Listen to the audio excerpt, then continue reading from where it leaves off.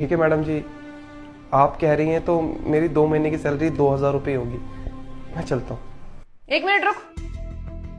हम दोनों तुम्हें इतनी देर से बेवकूफ बनाए जा रहे हैं और तुम्हें इस बात का एहसास भी नहीं हो रहा है, तो ने चुपचाप से यहाँ से 2,000 रुपए उठा लिए बिना किसी ऑब्जेक्शन के। वो मैडम जी, आप कह रही हैं तो ठीक ही होगा ना, हमारी सैलरी 2,000 रुपये ही होगी।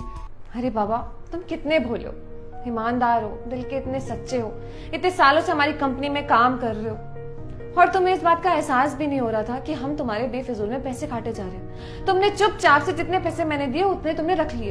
अरे तुम्हारी सैलरी कितनी है?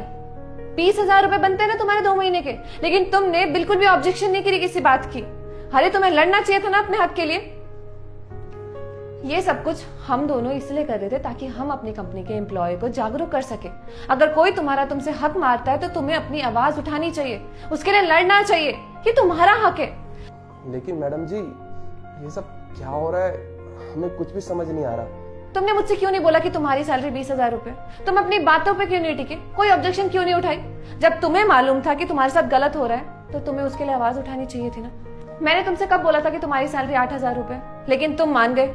मैंने तुमसे कब बोला था कि तुम्हारी संडे की सैलरी कटेगी, लेकिन तुम फिर भी मान गए।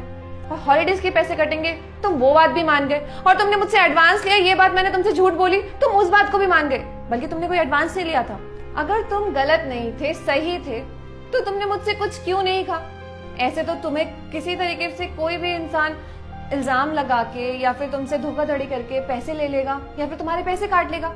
चलो यहाँ तो मैं हूँ, मैं तो तुम्हें ये सब कुछ सबक सिखाने के लिए किया और आगे के लिए जागरूक करने के लिए किया। लेकिन अगर मेरी कंपनी के अलावा किसी और जगह तुम काम करते हो तो अगर वो इंसान तुम्हारी सैलरी काटता है फिर क्या करोगे? इसलिए हमें ना हमेशा अपने हक के लिए लड़ना चाहिए। कोई तुम्हारा सपोर्ट करने के लिए नहीं आएगा, ना ही मैं, ना ही मैनेजर या फिर कोई और। हमें अपने लिए खुद ही लड़ना होता है, अपने लिए खुद ही आवाज उठानी पड़ती है, समझे? ऊपर वाला भी उन्हीं का साथ देता है जो खुद का साथ पहले देते हैं। जी मैडम जी, हम समझ गए। ये लो तुम्हारी बाकी की सैलरी। शुक्रिया मैम साहब। और मैम साहब, ये पैसे ये रखो। और हाँ, दिवाली का मौका है तो बोनस तो बनता है ना। ये लो तुम्हारा दिवाली का इस साल का बोनस और गिफ्ट। हैप्पी दिवाली। आपको भी मुबारक हो मैडम जी, आपको भी। मैडम जी, आपका बहुत बहुत शुक्रिया। और हाँ मैडम जी, जब तक आप हमारे साथ हैं, हमारे साथ कुछ गलत नहीं हो सकता। और आप जो हमें समझाना चाहते थे ना, वो भी हमें समझ आ गया है। आपका बहुत बहुत शुक्रिया। हम चलते हैं। ठीक है।